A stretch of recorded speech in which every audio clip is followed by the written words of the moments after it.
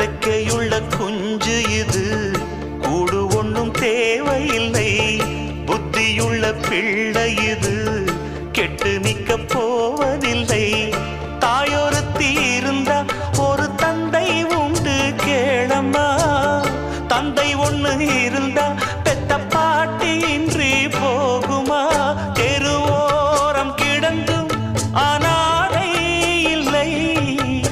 உறவென்னை வெறுத்தால் தினம் தருவேன் தொல்லை. கெட்டாலும் பட்டாலும் உன் பேரன்தான்.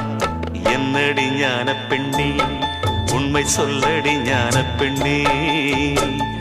நடந்தால் 2 அடி, இருந்தால் 4 அடி.